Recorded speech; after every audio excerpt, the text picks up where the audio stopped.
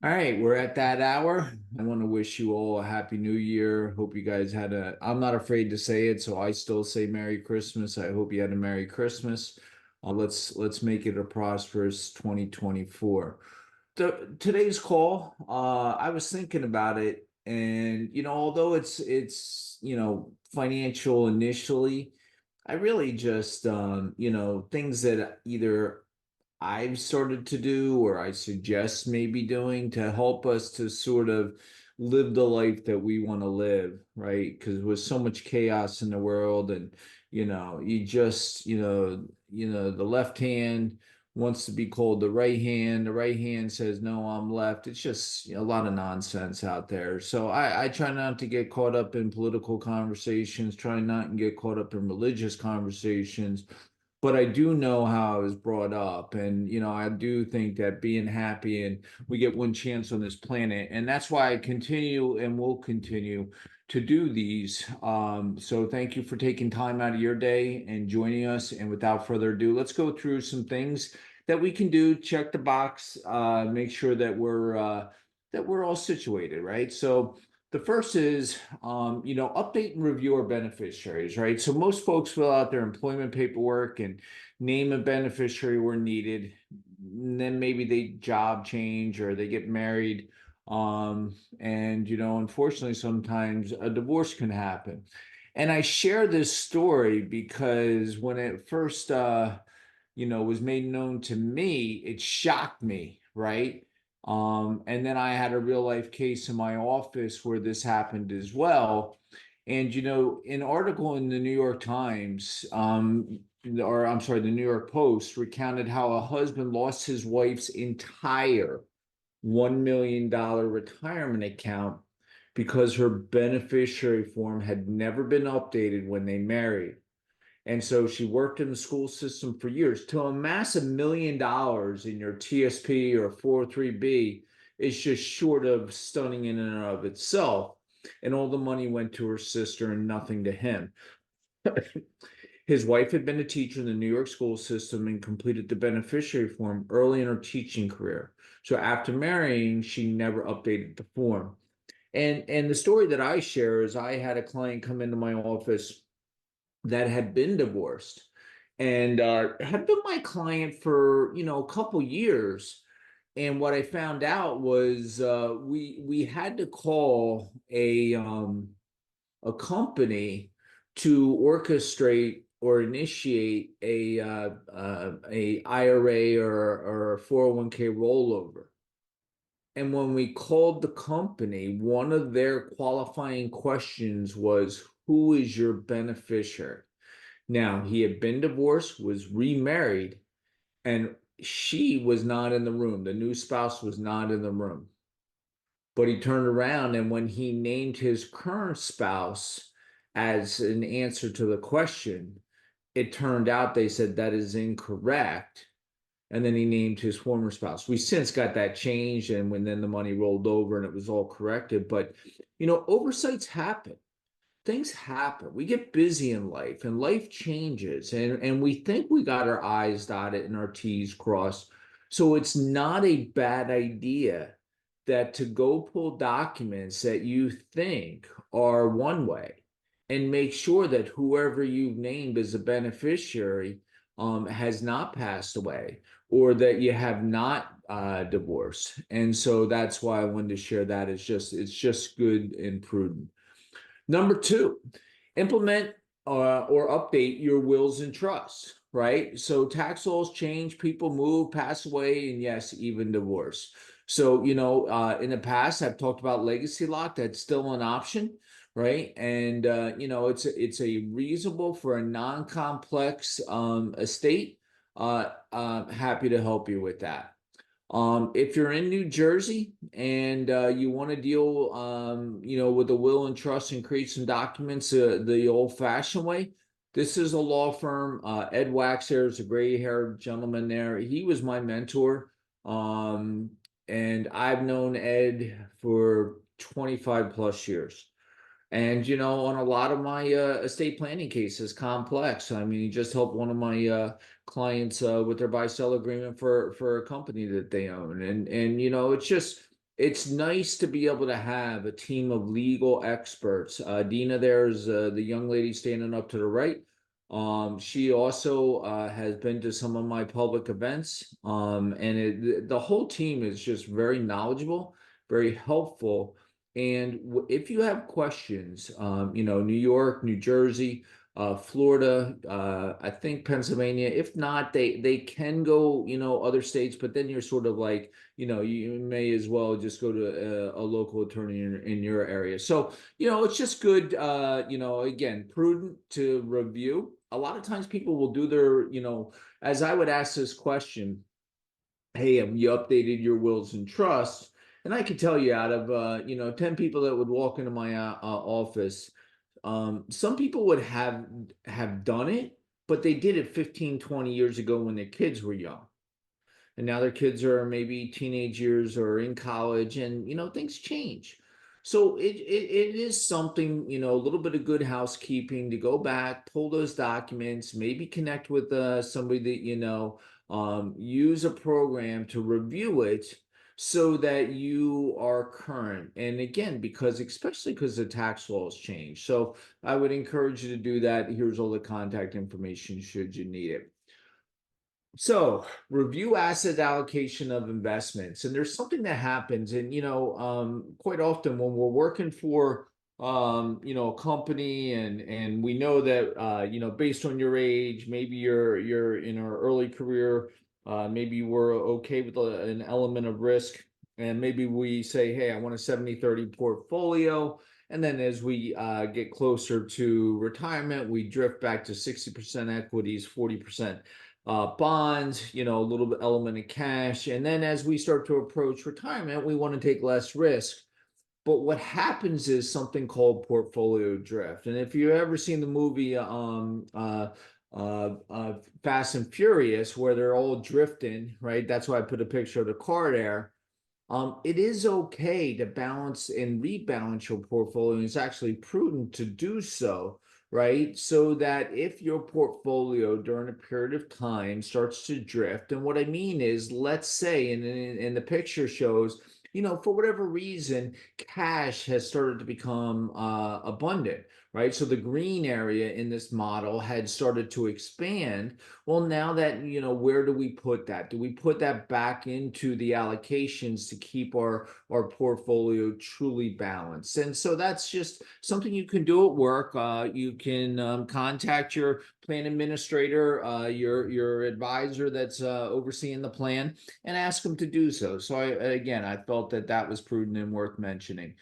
Now this here, I didn't bring up the whole slide I just brought up. We have just topped 34 trillion. That's with the T.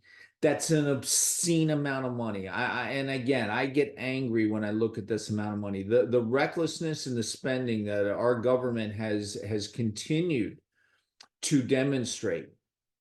If I ran my business the way the government is running this country right now, I would have been out of business 10 years ago. I don't have the ability to print money. But I don't care what side of the aisle you're on. This is a real number. This debt is due, right? And when it comes a knocking, the one area that they're going to turn around and start to come after is our 401ks, our IRAs, our 403bs, areas where we have not paid tax yet. And so as we continue to kick that can down the road, right? We've been speaking at Professional Planning Services for years, and I've helped clients for years, help them to do Roth conversions and create Roth accounts and be able to have money start to grow and accumulate in a tax favored, tax-free environment. It can be done. But if you're going to attempt to do this yourself, and I've had people say, hey, I'm going to try and do this, and then they start to peel back the layers of the onion and they go, oh my God, this is complex. It is complex. And especially when you start to get into something called IRMA, income means testing for Medicare. And so there's a 2-year look back, and we just had a client that called our office, and one person there's a difference in age, and one person is had to challenge The excess fee that they were being charged on their Social Security because the second person had lost their job. So you have to appeal. There are things you can do. But this is again, I just point this out because if we start early enough before taxes get out of control and then we're past the point of no return, right? That we should be taking steps to be prudent and efficient with our tax bill as we go forward. So I just wanted to make sure that this is on your list. We're getting into tax season now. A lot of times I just have one of my you know clients who passed away's grandson called me and said, hey, I got a job and I got a 401k, and I need some help with investment advice. And I was helping him, but I pointed out the Roth component and he had no idea. So he said, yeah, I saw something about that. So I explained how it works. And this is the type of stuff that you can and should be taking advantage of. And if you have questions, please reach out to our office. We're happy to help. All right. So now we're just gonna, in a big sort of shotgun approach to insurance, all things insurance. And some things I handle, some things I don't. But they're all overall, they're good to review because I can tell you that most people just hate insurance, right? They just hate it, right? It's complex. The contracts are written by attorneys and actuaries, and everybody will say, "Oh, hate paying for insurance," and nobody wants to pay for it until you have a claim. And Caitlin and I were speaking earlier this week, and we got a phone call, and it's amazing how somebody will call up and inquire about a type of insurance when they have a need. And that's when typically people, they don't want to pay it. And so I get it, right? But things like health insurance, maybe your company's paying for that. Review the benefits, what's actually covered. And this is why when you get into the Medicare supplemental, it's so complex because it sounds really attractive a lot of times, the coverage that premiums are cheap or free, and next thing you know, you find out that you have a deductible that could bankrupt you. So you have to be careful. Disability, it's not something I talk about often, but I can tell you that disability is probably one of the hardest types of insurances to get. The underwriting, and this goes right to my point. I was just speaking to a client last week, and I said, typically with disability, what happens is, they're only going to pay it up to about age 65 during your working years. So let's say you make 100 grand a year. Typically, an insurance company, the premiums are on the personal side are paid with after-tax dollars. So the benefits come to you after tax. So the most they're going to give you is roughly 60% of your gross. So if you earned 100, you'll net 60. Okay. And that will help you to pay your bills. But they'll only do that up to age 65. But I remember early in my career, I was talking to somebody about disability. He goes, "Oh, I hate disability insurance. I had that company. I won't name it, but it has a duck as a mascot." He goes, I fell off a ladder and they refused to pay my claim. Okay. Well, it turned out he had a pre-existing condition with a back injury, and that's where they carved it out. And that's what happens is nobody wants to pay for the insurance, but if you do tend to have a claim or there's a pre-existing condition, and they can go back to, I mean, no insurance is going to knowingly inherit somebody else's bill or experience. So you have to understand it, and it's hard to remove yourself from it emotionally when it affects you personally. And again, the Medicare supplemental we went through, life insurance, right? If you have it through work, cheap term through work is good. But remember, you don't own that insurance. The company is buying insurance or giving you access to a group term insurance, right? That is typically some of the cheapest life insurance you're going to buy. 1 time salary, 5 times salary, whatever they're offering you. But as soon as you retire, leave, separation of service, what they're going to turn around and do is they're going to give you access to that. And they're going to give you the ability to buy some type of permanent insurance, whatever's on their shelf at the time. And what you will find is that they're typically not offering you the best products. And quite often, our health has changed. You may not have to experience or provide evidence of insurability, but you will have to pay the premiums for the same amount of coverage. Would be like carrying a big giant weight around, and most people can't afford it, so they drop it. So, having coverage for insurance while you're healthy through your employer, picking up a personal type of coverage is prudent. Dental, vision, right? We get these questions all the time. Not typically through an employer, they're covered, they're benefits that we take for granted. You go to the doctor, you go to the dentist, you get eyeglasses, great. But once you retire and you got Medicare, and you're like, oh, I want, I see on TV Medicare Advantage is going to give me vision and dental. And again, nothing is free in this world. So if they're giving you benefits in one area, where are they cutting back benefits in another? Long-term care, we spent a lot of 2023 talking to folks about custodial care. What happens, and who's going to suffer consequences in the event that you get sick? And what is your plan to help to make sure that your entire estate doesn't go to, the facilities, to an institution? So, reviewing this, there are plans and designs you can do to help you. It's no longer the use it or lose it. You can actually put plans in place that will help you to keep the coverage that you got. Auto coverage, right? In New Jersey, it's mandated, got to have it. And, and nobody, like I said, I remember one time having an accident, and I called my State Farm agent, and she goes, that's why you have insurance, because accidents happen. And I agree, right? So homeowners, same thing. You have it. You hope that, I don't know anybody personally that's ever had their house burned down, but I remember being in some environments where I seen down the street a house caught fire.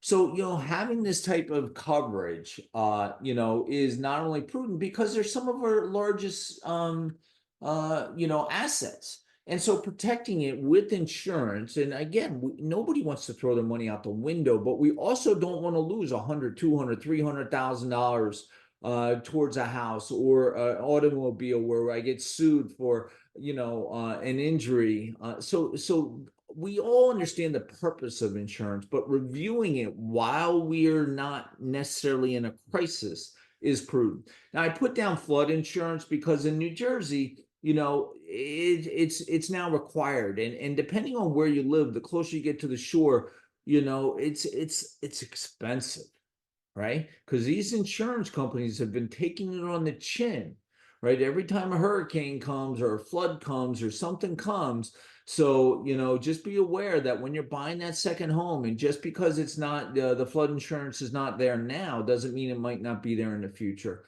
Now, pet insurance, I can just tell you, I don't currently have a pet, but at one point in time, I had a bunny rabbit. And my girls, they love the bunny and Maggie, and Maggie, we had to take to the vet. Um, do you know that vet charged me $1,200 for my bunny rabbit teeth filing, and was constipated with hair ingestion? I'm like, oh my God.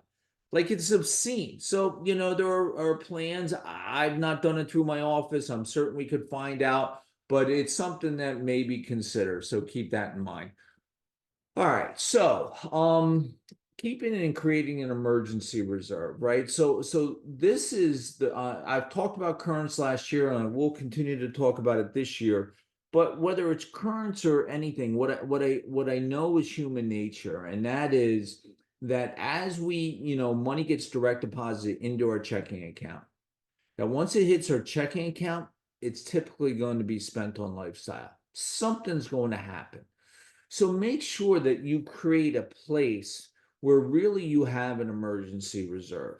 Now, depending on whether you're single, married, whether it's 3 times salary or 3 months salary, 6 months salary, right? Having that buffer, that safety zone, we call it a reserve, will help you to prevent lifestyle creep. And lifestyle creep is this, like you see these parallel paths. Income goes up, we make more money, we get a raise, we get a bonus, goes into our checking account, and expenses seem to go up. Life just happens. It's more expensive to buy milk and gas today than it was 20 years ago. So part of what Kearns does is trying to help us create conscious decisions. Now, to be able to utilize this or implement this, you need to probably still be working. If you're already retired, it's probably not going to be noticeable for you. But if you're still working, and we can start to create this path that deviates from our income increases, or we get bonuses, or we get income, we can have that go into the reserve. And then as our reserve reaches our threshold, we hit that number and we say, now what do I do with this excess capital? And we can start to look at ideas to help you to plan for your future. So just keep that in mind. That was number 6. Number 7, self-care and secret to health and happiness. I got turned on to this probably 2 years ago, and I started to do it. And again, I'm not, I listen a lot, I read a lot, I talk to a lot of people. And it was told to me that this person had gone to, I think it was a psychologist, and they were going there, and they had read something, and it was the 4 letters or the 4 numbers, MESC, are the secrets to happiness, right? So to reduce stress. So the first one is meditate. I mentioned that last week on my call, so M, right? Meditate. I've started to. It's really hard for a lot of people. I get it. I'm not here to tell you what to do, what not to do. I'm just telling you, since I've started to try and really, really focus on it, that it works. The next is exercise, right? Getting your endorphins going, getting your juices flowing, doing something, right? That ME, and I exercise every day. I'm not nuts, right? But I do work out, I meditate first, and then I work out a little bit, and my girls will be back from the orthodontist. And when they come home, I'm going to train with them for about a half hour, right? Just keeping them sharp, right? And then the next is making sure you get enough sleep. It's real easy to stay up a little extra, and maybe we cut back on sleeping time because we got a big project, or we're worried, or we got nerves, we're rattled, and we got stress, right? So getting enough sleep, and it should be between 8 and 9 hours a day is what I think the experts say.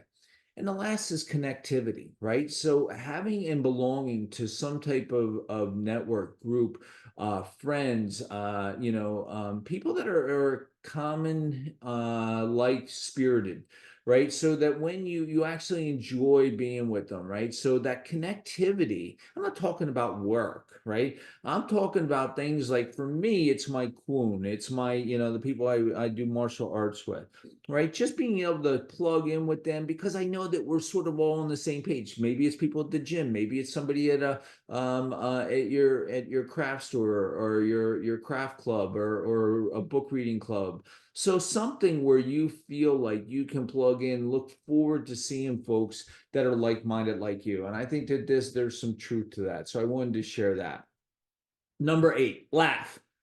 And you have to be able to laugh at yourself. So that is a picture of me when I was a kid. If you remember the Little Rascals and Spanky, I used to hate this picture because I thought I looked like Spanky from the Little Rascals. So my mom dressed me up like that. I took me down to get a professionally a photo, and I found that picture, and I said, you know what? I can laugh at that today, because most people don't even know who Spanky was, but I just think that was me when I was a cornball as a kid, right?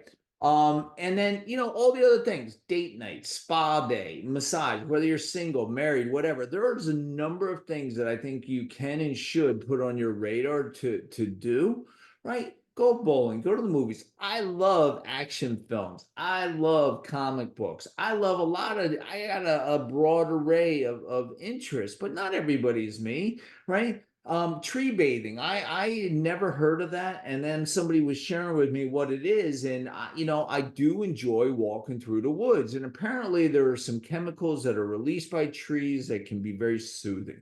I'm not a scientist. I don't know all the statistics and facts of it. I just know that when I'm in the woods in Pennsylvania by myself and I'm very calm, right, and listening, I can hear and I'm just very serene. Karaoke, dancing, casinos, maybe that's a little stressful. Go-karts, right? I'm always telling my girls, let's go get on the go-karts because they always say don't crash the go-karts, but the first thing I'm doing is bumping into you, right? And my wife, I'm not afraid to say, my wife and I every once in a while will go to the shooting range, right? In today's world, there's a lot of chaos, and my girls and I have gone. I just say, you know what? It's the Second Amendment. I'm not here to promote one agenda or another. I believe in it. I will exercise it, and I believe in gun safety and doing it correctly. And my wife, and I can go there, and we'll put holes in paper. Right, so those are ideas. Close to me is Holland Farms. They have a tulip festival in the fall, right? I mean, this whole area down around Freehold gets just inundated with cars from New York all over. Beautiful, beautiful, beautiful things to do. So strawberry festivals, apple picking, horseback riding. I live near some wineries are near here. I mean, these are all just things you can do that if you spend a little bit of time over the next 2 or 3 months, we've had a mild winter, right? Thus far, knock on wood. So starting to say, hey, I just went outside today and I couldn't believe how nice it was. Now, bar the 2 days of wind and like gale force 60, 70 mile an hour winds. But for the most part, I will say be careful of picking the cities right now, right? So going to Philly or going to New York, right? I'm not going with my family into any of these inner cities right now, for even as much as I like Newark and I like going for to some Rodizio or some Portuguese food. I'm not going. Okay, I'll get something more local. So that was day trips, but now we're planning a trip and vacation. So that picture in the upper left-hand corner, that's my son. He just took pictures of Great Adventure or Grand Canyon. I've never been to the Grand Canyon. It's always been on my bucket list. I'm a little jealous, but it's just amazing. That's an amazing photo. So whether it be Niagara Falls, Grand Canyon, I have been to the Hoover Dam. That's a picture of me on standing next to the motorcycle going back 10 years ago. Everglades, I remember my grandmother taking me through there and seeing alligators up along the side of the road. I love to travel. Jim Thorpe there regularly. If you've never been, it is a great getaway. Gets a little congested, so just pick your timing and make sure that you have a place to stay and things to do. I like the Poconos, the casinos. That's a picture of Vermont there with the church. And I was just reading an article. It is probably one of the best number one rated or number two, one or two rated places to live in the United States right now.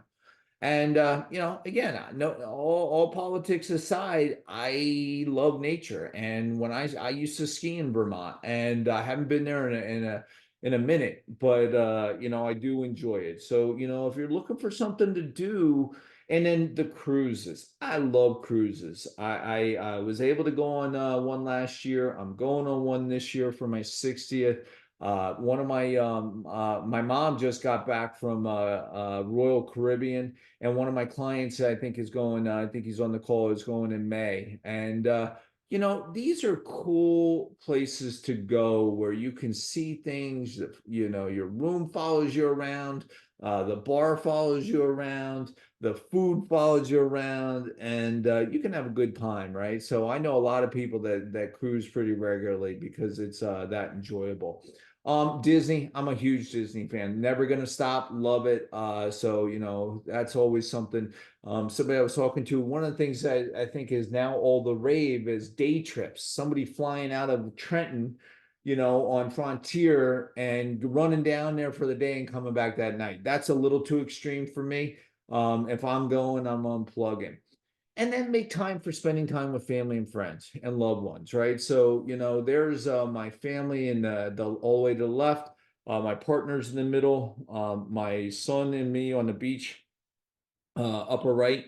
I got my two grandsons. I got my mom and my daughter, my oldest daughter, and I got my son there swimming with the sharks, right? So these are things that, this is the stuff that I think, I will constantly say that, doing this type of stuff, I didn't wake up one day and go, oh, I just try and make time for family or adventures or, and doing things with people that I care about so that memories will always be there for us. So hopefully that was inspiring to everybody on the call.